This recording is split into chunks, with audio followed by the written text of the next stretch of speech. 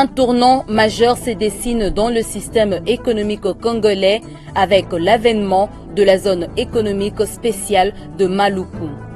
Un centre pilote d'impulsion et d'attraction pour de nouveaux investissements en voie d'installation dans les faubourgs de Kinshasa. Entre-temps, le gouvernement congolais est appelé à libérer sa part de contribution estimée à 25 millions de dollars américains pour la réalisation de ce grand projet, une première en RD Congo. Mobilisation tous azimuts à la douane congolaise pour la mobilisation de recettes dans le cadre des assignations budgétaires exercice 2020. Le directeur général de la douane congolaise mobilise ses troupes des Gabelous pour répondre à l'impératif de cette exigence légale. Le fonds de promotion de l'industrie passe à la vitesse supérieure pour le financement de projets industriels à travers l'arrière-pays. Des firmes égyptiennes sont mises à contribution pour relever ces défis. Vous suivrez dans quelques instants le différent contrat signé pour le développement économique du Grand Kasaï. Tous ces titres et bien d'autres, c'est dans Fiscalité et Développement dans une présentation de Didi Mavambu, Nombolo Pepe. Agence Galaxy Media, la passion de développer la RDC. Bienvenue à cette nouvelle édition du magazine Fiscalité et Développement, la grand-messe des finances publiques au Congo, Kinshasa. Mariage scellé entre l'agence de zones économiques spéciales AZES et l'entreprise Stratego Group. Les deux parties ont signé mardi 28 janvier dernier le contrat d'aménagement de la zone économique spéciale pilote de Maluku. L'objectif est la création d'un centre attractif par l'implantation des entreprises industrielles en vue de déconcentrer les activités professionnelles et commerciales du centre-ville. La cérémonie de signature de ce contrat d'aménagement s'est déroulée au siège de la cellule d'exécution de financement en faveur des États fragiles CFF. C'était en présence de Patience Vumilia Bokole et de Landry Niang Lostiné. Signature du contrat d'aménagement. Échange des dossiers entre les deux parties.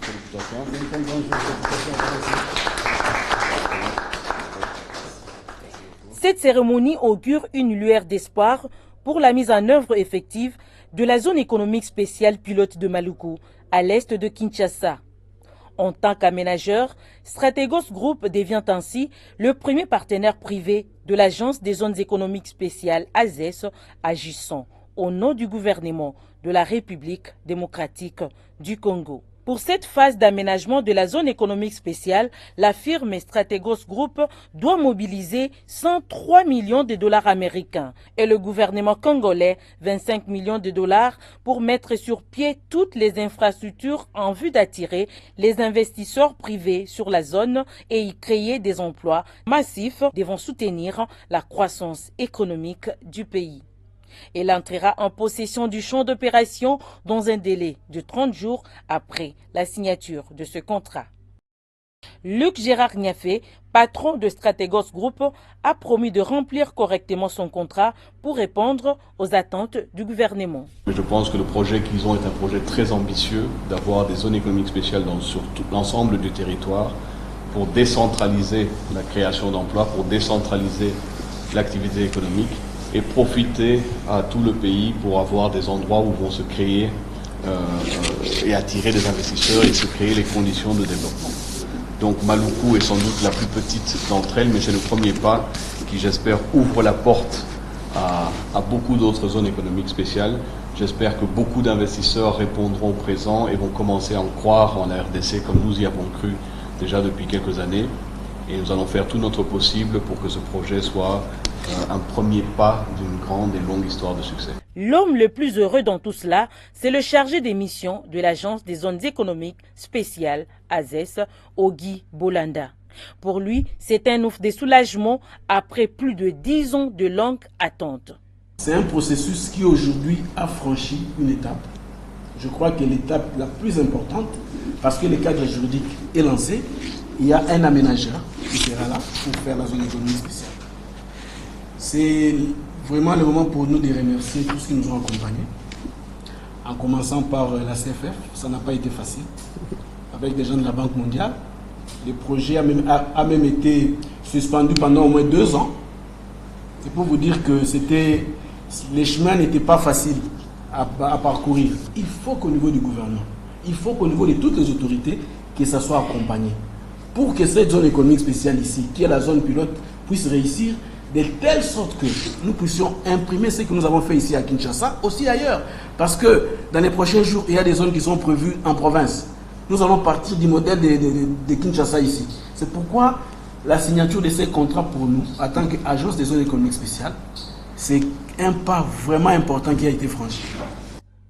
Le coordonnateur national de la cellule d'exécution des financements en faveur des États fragiles, CFF, et du projet de développement du pôle de croissance ouest, PDPC, Alain Lungungu, a exprimé son vœu de voir ce projet de développement atteindre pleinement ses objectifs de performance à travers notamment l'implantation des entreprises industrielles au sein de la zone et la création d'emplois suivant les assignations convenues.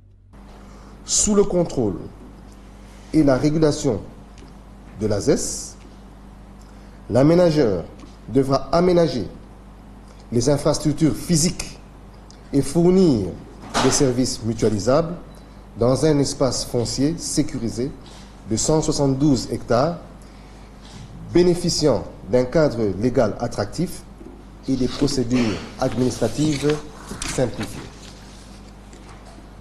L'aménageur gestionnaire assurera l'animation managériale de la zone, notamment par la commercialisation des droits d'occupation des différents terrains parcellisés auprès d'opérateurs économiques souhaitant s'y implanter pour développer leurs activités économiques et par la fourniture de différents services aux opérateurs économiques y installés. Grâce à sa position multimodale sur le couloir Kinshasa-Kikwit, nous espérons que la ZES pilote de Maluku devra être un élément moteur et catalyseur du développement et aussi un instrument du projet de développement de croissance en se concentrant sur des activités industrielles de transformation et de commerce associés. Il va sans dire que le statut actuel de M. Luc Gérard Niafé, nommé ambassadeur itinérant du chef de l'État Félix Antoine Tshisekedi Tshilombo, n'a rien à voir avec ce contrat, dans la mesure où Strategos Group avait déjà gagné le marché comme aménageur de la zone économique spéciale de Maluku avant sa nomination. Ici de signaler que le projet de la zone économique spéciale pilote de Maluku est financé par la Banque mondiale à travers le projet de développement du pôle de croissance ouest, PDPC, coordonné par la cellule d'exécution des financements en faveur des États fragiles, CFF. La Direction générale de douanes et axes de GDA a organisé du 22 au 28 janvier 2020 à l'espace Villa Kamia dans la commune de la Gombe un atelier de validation du projet des listes de concessions tarifaires de la RDC dans le cadre de la zone de libre-échange continentale africaine ZLECAf avec les experts des différents ministères intervenant dans le commerce international. Ces travaux ont pour objectif de donner l'opportunité aux parties prenantes de se prononcer sur le projet des listes de concessions tarifaires élaboré par la douane congolaise. Jocelyn Babalomba, Fanfan Makitudoma. Durant 3 jours, les cadres et agents de la Direction générale des douanes et axes DGDA ainsi que les experts des différents ministères intervenant dans le commerce international ont analysé religieusement et sans complaisance les projets de concessions tarifaires élaborés sur la zone de libre-échange continentale africaine ZLECAf par l'administration douanière congolaise.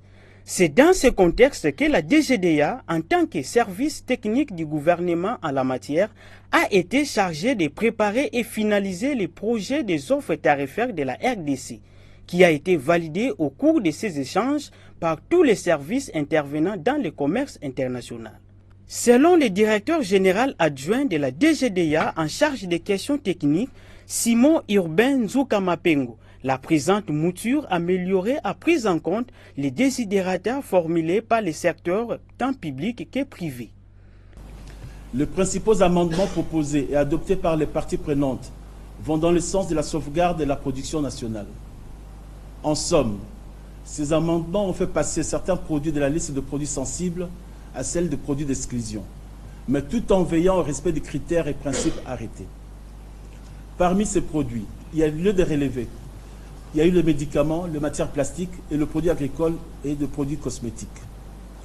Au terme de ces travaux, il en est ressorti un projet de concession tarifaire des marchandises de la République démocratique du Congo, élaboré suivant les règles d'art et validé par l'ensemble des parties prenantes au commerce régional et international du pays. En outre, je relève que les 4 critères fondamentaux pour la sélection de produits faisant partie des listes de produits sensibles et d'exclusion ont été scrupuleusement respectés, en dépit des amendements proposés, à savoir la contribution de produits aux recettes douanières, la protection de l'industrie nationale réelle ou potentielle, la sauvegarde du secteur agricole national et la prise en compte des législations connexes interdisant ou limitant l'importation de certains produits sur le territoire national. Il sied de noter que la ZLECAf est un enjeu majeur économique pour le continent africain. Cette dernière va d'abord ouvrir les marchés nationaux aux sociétés étrangères, ensuite aboutir à la suppression des droits de douane et à la protection des entreprises nationales ainsi qu'améliorer la mobilisation des recettes pour les comptes du trésor public. Ce projet d'offre tarifaire a été élaboré conformément aux modalités arrêtées par le Conseil des ministres de l'Union africaine tout en suivant la méthodologie recommandée.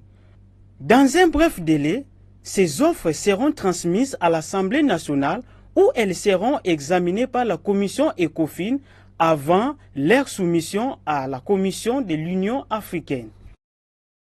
Fixé à 11 milliards de dollars américains, le budget du gouvernement de la RDC exercice 2020 est un véritable défi que doivent relever les intervenants en général et les régies financières en particulier. La DGDA, par exemple, doit mobiliser plus de 4 565 milliards de francs congolais. Quelles seraient les conditions de réalisation de ces assignations dans la province douanière du Katanga, première pourvoyeuse des recettes douanières? Lambert Youma Ramazani, notre correspondant à Lubumbashi, s'est penché sur la question et nous propose cette réflexion que je vous convie à suivre. Le Katanga est généralement le grand pourvoyeur des recettes douanières en République démocratique du Congo. La majoration des assignations à plus de 70% ne peut passer sans la mobilisation de troupes au Katanga. Ainsi donc, la cérémonie d'échange de vœux incessamment attendue ici à Lubumbashi permettra au directeur provincial de la DGDA Katanga, M. Bernard Bossele-Pilipi, de faire adhérer le personnel douanier du Katanga à la réalisation de ces défis pour le gouvernement qui tient à doubler son budget exercice 2020. Il faudra donc en interne plus de discipline, de rigueur, mais aussi d'accompagnement logistique, surtout notamment en ce qui concerne le domaine informatique. En externe, le gouvernement devra jouer pleinement son rôle. Le climat des opérations de dédouanement en faisant respecter la limitation à 4 des services devront œuvrer à la frontière. Il faudra aussi une fluidité du trafic. En effet, trop de barrières jonchent le tronçon Kasumbalesa-Lubumbashi, tronçon qui devra être sérieusement élargi. À Kasumbalesa, porte d'entrée faisant frontière avec la Zambie, l'insécurité bat son plein. Pas un jour sans mort d'homme. Il quoi vers 1h du matin. Tushakulala sisi tunashutukia tu babandi bashakutuingililia barikuwa kama ni sisi 3 inaingia ndani 3 nje ya clôture, bengine baribakia nje ya clôture bien armés. Comme cette famille, beaucoup de douaniers sont aussi exposés. Comment doubler les recettes si les frontières restent poreuses et que l'on peut entrer la marchandise par n'importe quelle brousse? Le phénomène Bilanga est mieux connu de tous et jamais éradiqué jusqu'à ce jour. L'année dernière déjà, la direction provinciale de la DGDA Katanga a déploré cette porosité et a décrié tous les autres faits qui entravent la percée de réalisation. Les ruptures récurrentes des charges de marchandises à l'importation qui alimentent le phénomène Bilanga Kasumbalesa et certains bureaux et postes douaniers. La porosité des frontières avec la Zambie, avec un grand nombre de pistes servant à la contrebande à l'importation. l'immixtion de certains services autres que la douane et des hommes en uniforme dans les opérations de dédouanement au bureau de douane, postes frontières et autres points de contrôle tenus par les agents des douanes. Sans ces écueils et entraves à la maximisation des recettes, l'administration provinciale aurait dû faire un score meilleur que celui enregistré. Se limitant dans ses compétences et ses prérogatives, la DGDA Katanga a mis en place une structure, une commission de lutte contre la fraude et la contrebande. Dirigée par l'inspecteur Narcisse Pambou, cette structure a prêté main forte au directeur provincial, a donné quand même des bons résultats. On a noté par exemple une augmentation sensible des recettes au niveau par exemple du poste compagnie du Kipushi et ici à Lumbashi. Beaucoup de marchandises passées en contrebande, dont des véhicules automoteurs, sont saisis et emplissent le parking de l'épée-ville de Lubumbashi. Doubler les réalisations est donc une chose possible, à condition que les phénomènes bilanga soient éradiqués, que les policiers et les militaires ne soient plus présents dans les opérations douanières et dans la fraude, mais aussi que le personnel douanier soit soigné comme il faut. La DGDA Katanga est confrontée à plusieurs défis. Nous sommes plus de 1000 agents. Avec les frais de fonctionnement qui viennent de Kinshasa, il est impossible, même si nous posons des problèmes à la direction, nous savons qu'il est impossible de résoudre tous ces problèmes avec ces frais-là. Depuis Lubumbashi, Lambert Yuma pour Fiscalité et Développement. Cérémonie d'échange de vœux couplée à la célébration de la Journée mondiale de la douane vendredi 31 janvier 2020 au siège de la Direction générale de douanes et accises DGDA entre la haute direction et l'ensemble du personnel douanier.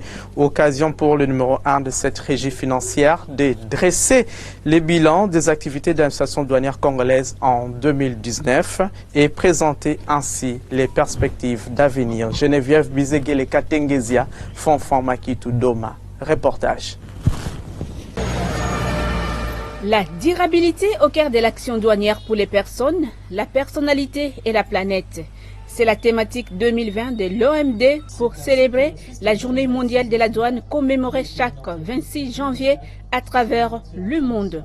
En République démocratique du Congo, cette Journée mondiale de la douane a été couplée à la cérémonie d'échange des vœux à la DGDA.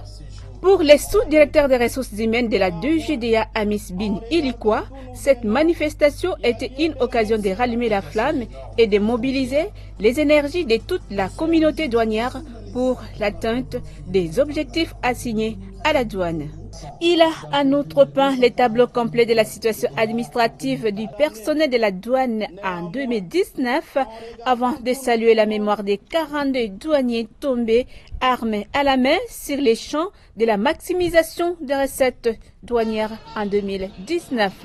Les retrouvailles de ce jour au sein de ce nouvel an 2020 constituent à coup sûr une occasion de rallumer la flamme de la concorde et de la joie de vivre ensemble, de mobiliser les énergies de toute la communauté pour l'atteinte des objectifs assignés à la douane, ainsi que de consolider les liens entre la haute direction et l'ensemble du personnel.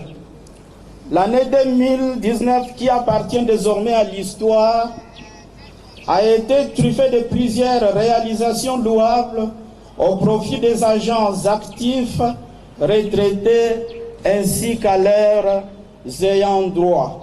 Mais elle a aussi été marquée par des événements malheureux, notamment le décès de 42 cadres et agents, dont certains en plein exercice de leurs fonctions pour défendre les intérêts de l'État congolais.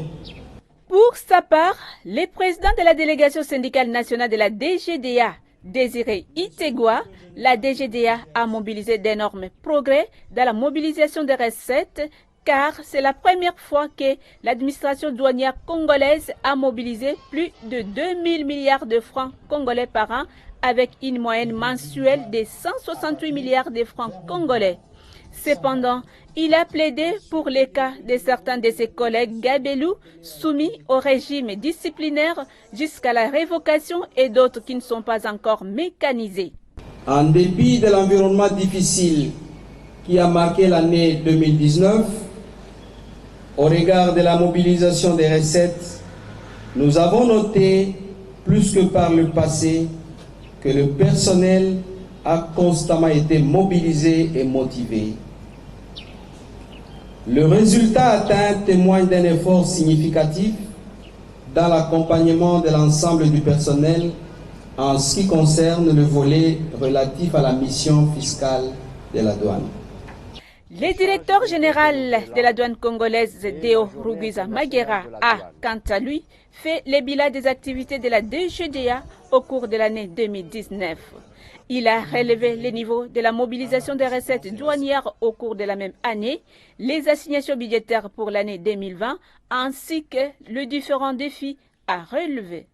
S'agissant de la mobilisation des recettes, la DGDA, au terme de l'année 2019, a réalisé les recettes de 2009 milliards 644 millions 519 723 francs congolais, contre des assignations budgétaires de 2645 milliards 403 millions 760 149 francs congolais, soit un taux d'exécution de 75,97%.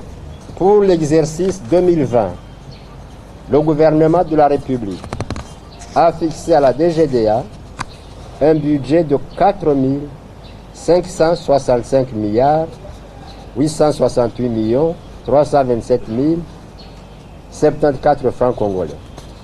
Ce budget, comparé à celui de 2019, qui est de 2645 milliards, ces prévisions donc pour l'exercice 2020 accusent un accroissement de 72,60%. Au regard des recettes mobilisées en 2019, le budget des recettes de l'année 2020 connaît une augmentation de 124,38%. Cela étant, vu le niveau élevé de ce budget, sa réalisation requiert une bonne gouvernance et l'application rigoureuse de la législation douanière et des textes réglementaires qui constituent d'importants instruments de travail. Après, il a procédé à la lecture intégrale du message du secrétaire général de l'OMD sur la commémoration de la journée mondiale de la douane. La journée internationale de la douane, qui tombe le 26 janvier de chaque année, a pour 2020 le slogan « La durabilité au cœur de l'action douanière pour les personnes, la prospérité et la planète ». Il va sans dire que les douaniers congolais sont résolument engagés à créer les assignations des recettes douanières telles que fixées par les législateurs pour cette année 2020. Et puis les femmes douanières de l'administration centrale et celles de la direction provinciale de Kinshasa Aéroport sont allées présenter leurs vœux au directeur général de douanes et axes, Deo Rugwiza Magera, et surtout les remercier pour son implication personnelle dans la réussite des activités de dames de sa régie financière tout au long de l'année 2019. C'était le mardi 28 janvier 2020 au siège même de cette institution dans la commune de la Gombe, ici à Kinshasa. Michel Wangilo Kwangiwa, Céline Bumba, Angelani, La Grâce. La salle de réunion de la DGDA a refoulé du monde. Les douanières venues en masse présenter les vœux pour l'année 2020 à l'aide du directeur général de Rugwiza Magera pour le travail extraordinaire qu'il abat dans la mobilisation des recettes douanières et axisiennes, mais surtout son accompagnement au Gablo. En 2019, les agents féminins de la douane ont été présentes lors des différentes activités organisées par des structures nationales dans le cadre de l'autonomisation de la femme. Plusieurs d'entre elles ont participé aux sessions de renforcement des capacités au pays et à l'étranger. Un appui financier important a été affecté aussi aux activités sportives. Les trophées remportés ont été remis au DG Rugwiza. Dans la foulée, D'innombrables cadeaux lui ont été octroyés. Des œuvres d'art en passant par des bouteilles de vin et de champagne, sans oublier quelques habits. Tous les ingrédients étaient réunis pour honorer leur patron. Un geste d'amitié synonyme de la parfaite harmonie qui existe à la DGDA, a déclaré le patron des douanes congolaises. Il en a profité pour prêcher la mobilisation des ressources pour le budget 2020 et surtout rappeler les conditions de travail à la DGDA susceptibles de répondre au rendez-vous des assignations budgétaires pour l'année 2020. On vous dirait, mais vous nous demandez beaucoup, mais que faites-vous pour nous? Nous essayons aussi de vous mettre dans des conditions de travail les plus favorables possibles. D'abord, toutes les primes, PH comme vous les appelez, sont payées régulièrement. Normalement, à la date du 25-26, chaque mois, sans retard. C'est déjà beaucoup. Pourquoi les gens veulent venir à la douane? C'est pas pour être aux frontières, non. C'est pour avoir le peu que vous touchez. Vous. Je peux vous dire que parmi les 100, à peu près, il y a 115 000 qui ont passé le test récemment, à peu près 115 000. Beaucoup travaillent ailleurs. Oui, tout le monde n'est pas chômeur. Oui, ils viennent chez vous. Bon. Donc, c'est que vous n'êtes pas les mal lotis, comme on dit. Il raconte de réarmement moral salué à sa juste valeur par la présidente des femmes douanières, Pierrette Mbombo. Ce que je peux recommander aux mamans, c'est de se mettre au travail. De se mettre au travail avec efficacité, avec discipline, avec tous les sérieux du monde, afin de mettre un terme à tout ce qui a comme antivaleur qui freine par moment la réalisation et la maximisation de recettes. Au regard de ce que Dior Gouza fait à la tête de la DGDA, ce cantique spontané résume tout ce qui se passe à la douane congolaise.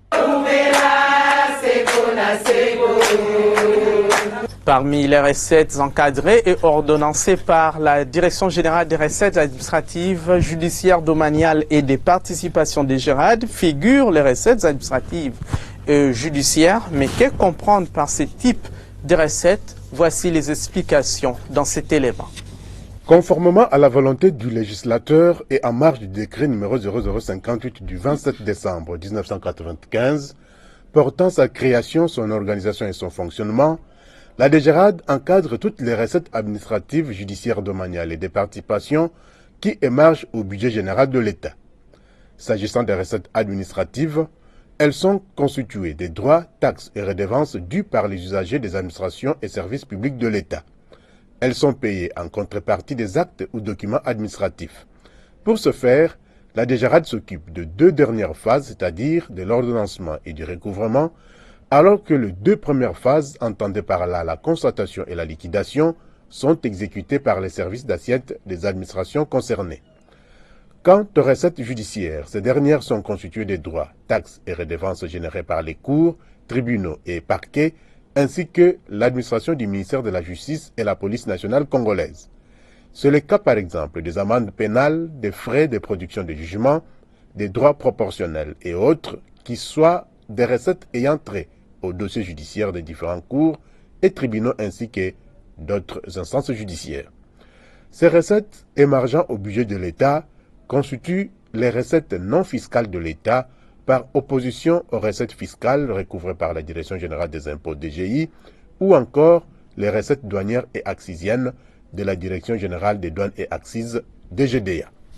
Le ministre des Finances, José Seleya Lagouli, a présidé le jeudi 30 janvier 2020 dans la salle des réunions de son cabinet de travail, la réunion des régies financières. Avec les responsables de celle-ci, l'Argenté nationale a procédé à l'examen de problèmes généraux spécifiques à ces administrations de son ministère. Entre-temps, le vice-ministre des Finances junior Mata Melanga a un jour auparavant échangé avec le directeur général du Bureau central de coordination, l'ingénieur Théophile Matondo Mbungu, pour s'enquérir de l'exécution des projets relatifs au programme d'urgence de 100 jours du chef de l'État par cette agence gouvernementale. Le reportage de Jean-Louis Miasekama Loubaki et les images sont d'Étienne Abenga Kumba Chuma.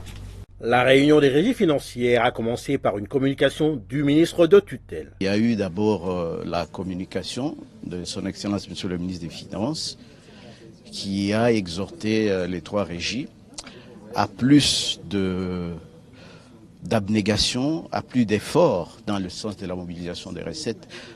L'évaluation de la mobilisation des recettes publiques a été faite. Les recettes n'évoluent pas presque dans le sens des prévisions des recettes pour des raisons qu'on avance, des raisons qui peuvent être endogènes à chaque régie et des raisons aussi qui sont exogènes. Au sujet des problèmes endogènes, chaque régie a ses questions spécifiques. Pour le cas de la DGI, la recette en termes d'hyper au niveau des institutions ou des entreprises privées, ça marche. Mais du côté de tous les redevables qui œuvrent dans le secteur public, ça pose quand même un problème. Au niveau de la douane, il y a ces problèmes des services au niveau de la frontière qui font qu'avec toutes les difficultés, la douane ne sait pas faire son travail correctement. Pour ce qui est de la DGRAD, vous savez, elle travaille avec les ministères qui, eux, sont des services d'assiette. Donc on peut donner les cas de quelques amendes qui sont taxées ça et là.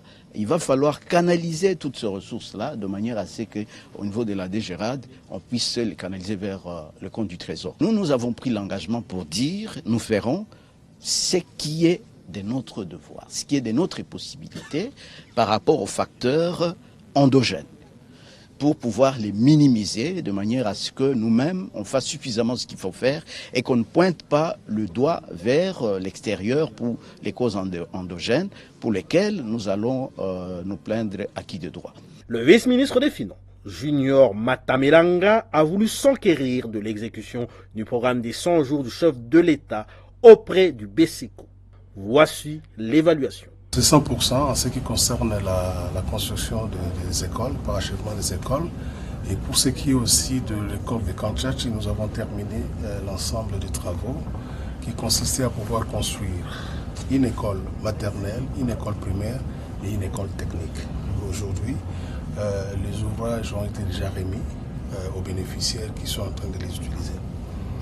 Et pour ce qui est du secteur de la santé, on devait parachever 25 centres de santé qui ont été aussi parachevés et nous devions aussi construire les nouvelles installations pour l'hôpital de Kanchachi.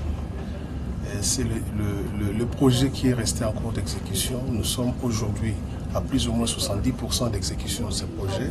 Les dires du directeur général du BCECO ont été confirmés par le ministre des Finances le 25 janvier 2020. J'étais très heureux de lire que seul le BCECO a rencontré l'intégralité de projets tels que lui a signé dans le projet des 100 jours et conformément au financement qui lui a été donné. Le Bureau central de coordination fait donc figure d'excellents élèves dans l'exécution du programme des 100 jours du chef de l'État. Le président de la République, Félix Antoine Tshisekedi Tshilombo, a présidé jeudi 30 janvier 2020 au Palais de la Nation la cérémonie d'échange de vœux avec les ambassadeurs et le corps diplomatique accrédité en République démocratique du Congo. Dans son allocution, le chef de l'État a réitéré à ses hôtes son combat pour la lutte contre la corruption et le blanchiment des capitaux dans l'optique de l'amélioration du climat des affaires pour attirer les investisseurs. Je vous propose de suivre un extrait de son discours choisi ici par Michel Wangilo Kwangiwa sur les images de nos confrères de la télévision nationale congolaise. Nous avons fait le choix de placer l'homme au centre de notre action. C'est ainsi que j'ai décidé prioritairement, et ce, conformément aux dispositions de notre Constitution, de la mise en œuvre de la gratuité de l'enseignement primaire. Cette mesure a permis de remettre sur le chemin de l'école des millions d'enfants jadis exclus du système scolaire. Nous sommes conscients que pour éviter que la gratuité ne produise des effets pervers sur notre système d'enseignement, il faille prendre en compte la situation sociale des enseignants non payés et de nouvelles unités et accroître ainsi les infrastructures scolaires. Mesdames et messieurs, comme vous l'avez si bien épinglé, l'année 2020 décrétée année de l'action, ouvre largement le champ des réformes présentées d'ailleurs dans mon discours sur l'état de la nation devant les deux chambres du Parlement réunies en congrès. À ce sujet, un tableau de bord a été transmis au gouvernement. Je m'assurerai à intervalles réguliers à en évaluer la mise en œuvre.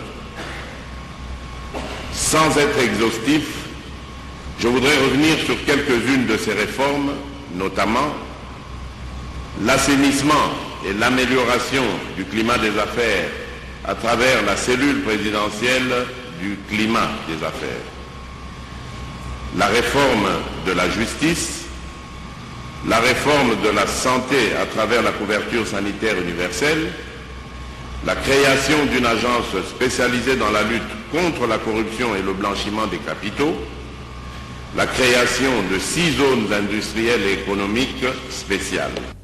Signature de 2 protocoles d'accord entre le Fonds de promotion de l'industrie, FPI, et l'entreprise égyptienne Hassan Alam, spécialisée dans le secteur de la construction. Le premier protocole porte sur l'exécution du projet de construction du port de Ndomba au Kasaï oriental et le second concerne l'étude, l'approvisionnement, la construction et le financement des travaux d'érection d'une centrale photovoltaïque dans la même province. C'était le mardi 28 janvier 2020 au siège même de cet établissement public dans la commune de la Gombe. Témoin de l'événement, Philo Chole Unkani Bapeke, Fanfama Kitudoma.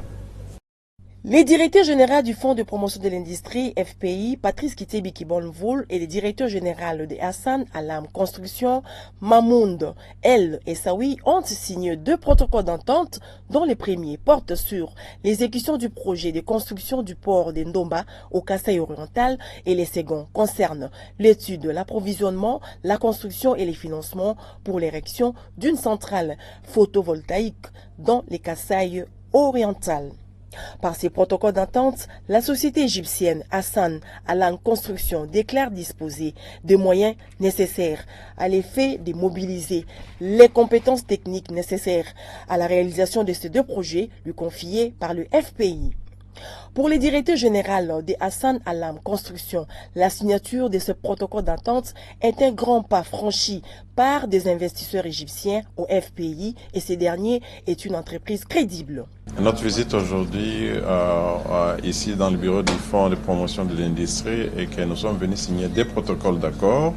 Un qui va développer un projet solaire de 10 MW et un autre qui va aussi développer un port. Nous avons confirmé au directeur général du FPI que nous allons commencer les études le plus rapidement possible, au maximum d'ici 2 mois. Et nous espérons que nous serons à même d'avoir commencé le projet au moins dans une période qui n'excède pas 6 mois à partir d'aujourd'hui. Alors, nous avons eu d'abord nous-mêmes des informations positives déjà à partir de notre pays, que l'FPI est une institution sérieuse et crédible, et nous sommes dans une très bonne position de travailler avec cette institution. Ces échanges prouvent à suffisance que les passages des Patrice Kitebi Kibonvoul en Égypte produit déjà ses fruits à travers cette rencontre qui marque les débuts d'un partenariat gagnant-gagnant RD Congo-Égypte à travers les FPI et Hassan Alam Construction. La signature du contrat financier interviendra dans les tout prochains jours entre les 2 parties par la réalisation des projets. Avant la cérémonie de signature de ces 2 protocoles d'accord, la direction générale du Fonds de promotion de l'industrie FPI s'est entretenue le lundi 27 janvier dernier avec la délégation d'une autre firme égyptienne dénommée Samcret Investment, spécialisée dans le secteur de la construction des infrastructures sociales. Cette réunion technique a permis aux parties prenantes d'échanger les expériences dans le domaine de la construction, Cette entreprise du pays des pharaons entend également apporter son appui au FPI dans la réalisation du projet de réhabilitation des infrastructures routières et hospitalières en Mbuji-Mayi dans la province du Kasaï oriental. Les détails sont dans ce reportage réalisé par nos confrères de la cellule de communication du Fonds de promotion de l'industrie FPI.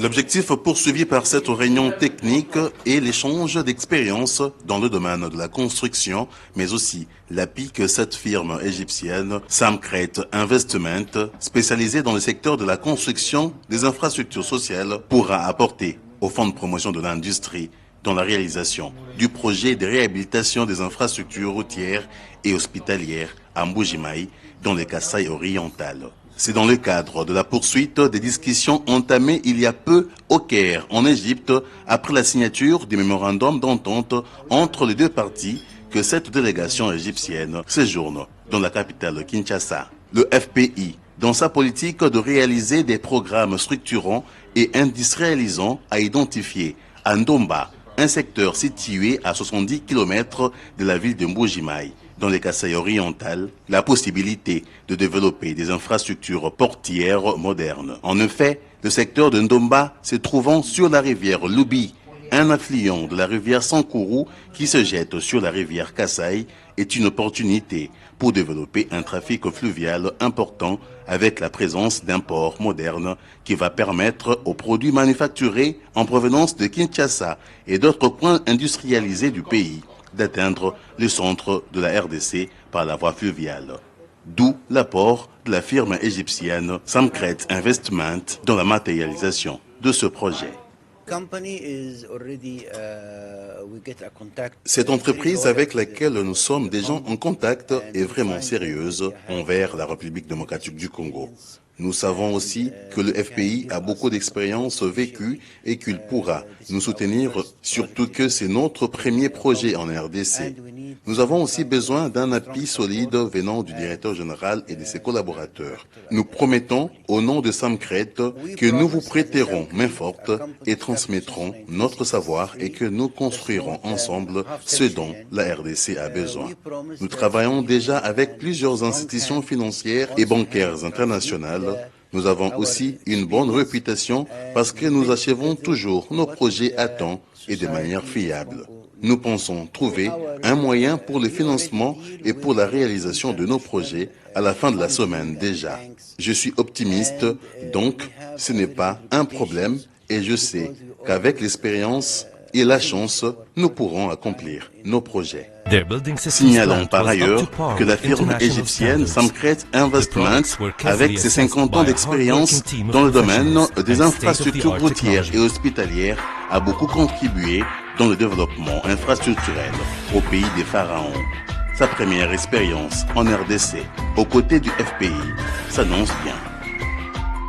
Après d'intenses activités menées en 2019, l'autorité de régulation et de contrôle des assurances ARCA poursuit sans relâche sa politique de vulgarisation du code des assurances en RDC auprès de toutes les couches sociales de la population congolaise pour asseoir la culture d'assurance dans le mental des Congolais.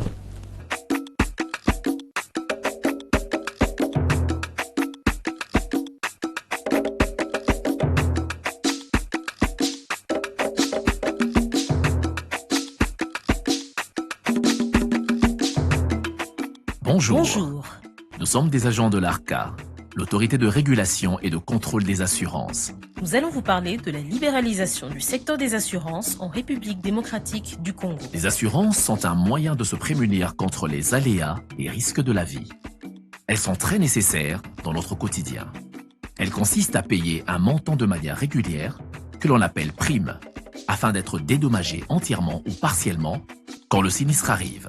Les assurances sont une source de financement pour notre économie. Le secteur des assurances a été récemment libéralisé dans notre pays et ce processus est géré par l'ARCA. Il faut savoir que l'histoire des assurances en RDC a connu 3 époques.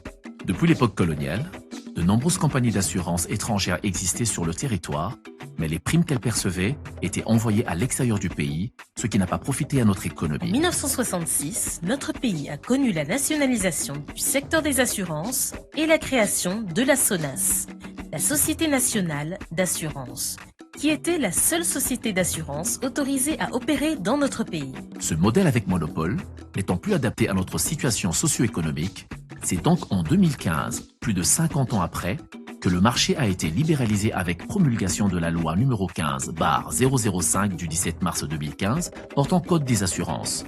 La loi ou Code des assurances a prévu qu'une institution soit créée afin de conduire le processus de libéralisation et de mettre en place les conditions nécessaires au développement du marché libéralisé des assurances en RDC.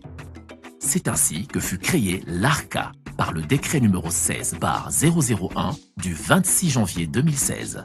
L'ARCA, Autorité de régulation et de contrôle des assurances, est un établissement public indépendant à caractère technique exerçant ses activités sur toute l'étendue du territoire national. Elle veille à la protection des droits des assurés, aux droits des bénéficiaires des contrats d'assurance. L'ARCA réglemente le marché des assurances et contrôle les sociétés d'assurance.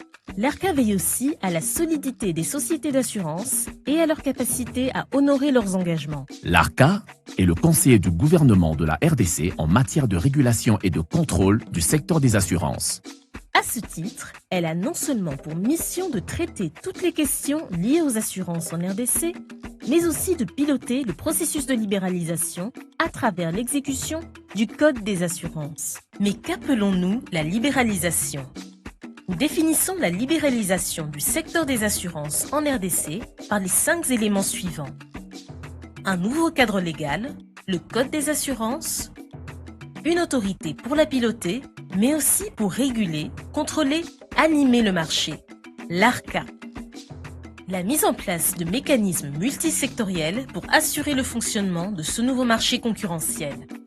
La mise en place de mécanismes de protection des assurés et des bénéficiaires des prestations d'assurance, l'introduction de nouveaux opérateurs d'assurance et la mise en conformité des opérateurs existants. Cela veut donc dire que nous avons de nouvelles sociétés d'assurance ? Oui, bien sûr. Le marché étant libéralisé, il est donc permis à des nouvelles sociétés d'assurance de venir opérer en RDC. C'est donc la responsabilité de l'ARCA de donner les autorisations aux nouvelles sociétés d'assurance qui veulent travailler en RDC après étude minutieuse de leur dossier. Ce nouveau marché donne donc le choix à la population congolaise, non seulement sur un nombre varié de sociétés d'assurance, mais une gamme élargie de produits et services d'assurance. La vision de l'ARCA est de faire du marché des assurances en RDC un marché dynamique, inclusif, équitable, conforme aux standards internationaux. L'ARCA est le pilote de la libéralisation du secteur des assurances, l'arbitre du marché, pour que celui-ci profite réellement à notre population et à notre économie. L'ARCA est opérationnel et le marché est ouvert. Quelles sont les tendances de prix de quelques denrées alimentaires de grande consommation sur les principaux grands marchés de Kinshasa? La réponse dans cet élément préparé par Philo Bapeke Unkanye. Un mois après les festivités de fin d'année, les prix des denrées alimentaires continuent de prendre de l'ascenseur sur les marchés de Kinshasa. Concernant le sucre, les prix d'un sac de 50 kg qui coûtait il y a peu à 90 000 francs congolais se négocient actuellement à 97 000 francs congolais, soit 7 000 francs congolais d'augmentation. Nous sommes au marché de la Liberté, dans la commune de Massina. Même constat fait au marché central, dans la commune de la Gombe, où ces mêmes produits qui coûtaient 91 600 francs congolais se vendent à 96 300 francs congolais. Au marché Zigida, dans la commune de Kinshasa, un sac de sucre coûte 96 500 francs congolais.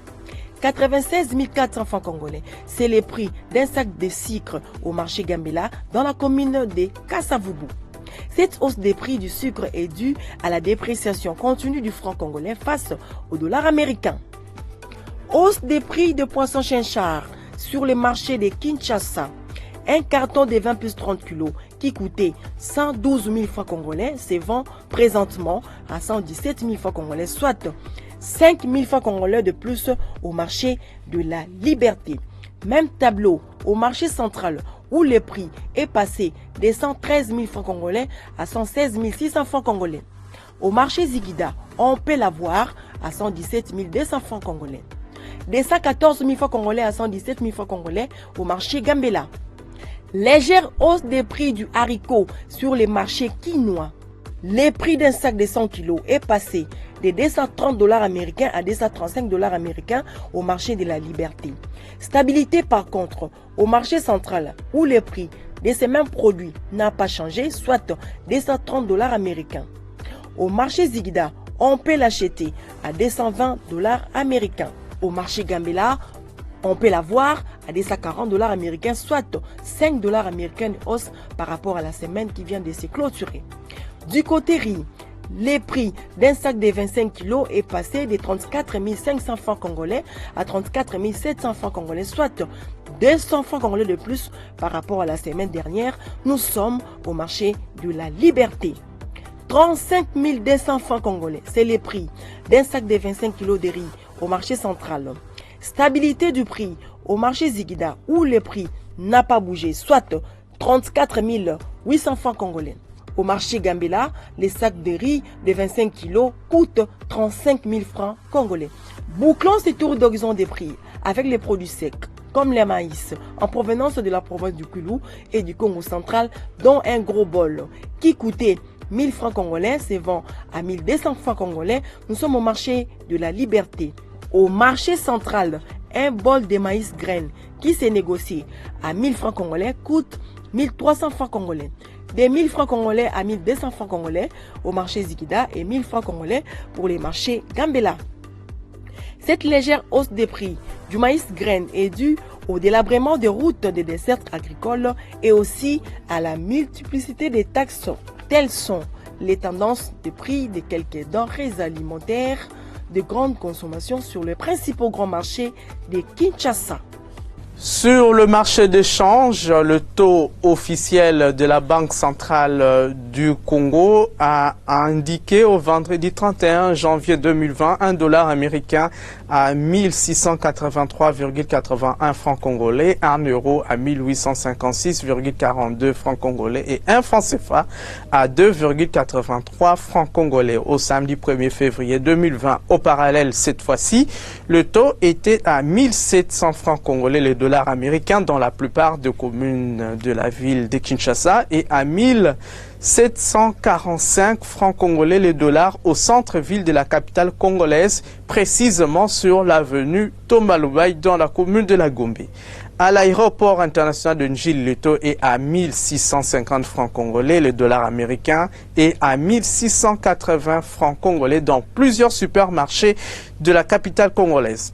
Nous sommes à Bunia, dans la province de l'Ituri, où le roi dollar se négociait à 1650 francs congolais, 1666 francs congolais et le taux observé à Kikwit, dans la province du Kwilu. À Kimpese, dans la province du Congo central, les billets verts s'échangeaient à 1700 francs congolais et à 1720 francs congolais à Bukavu. Nous sommes là dans la province du Sud Kivu. 1730 francs congolais à Mbujimaï, chef-lieu de la province du Kasaï oriental. Enfin, le pic du taux d'échange à l'intérieur du pays, je précise, a été observé à Kisangani dans la province de la Chopo où la devise américaine a valu 1740 francs congolais. Merci de nous avoir suivis à partir de la ville de Kalemi. Nous sommes dans la province du Tanganyika et partout ailleurs. Et le programme continue sur votre chaîne.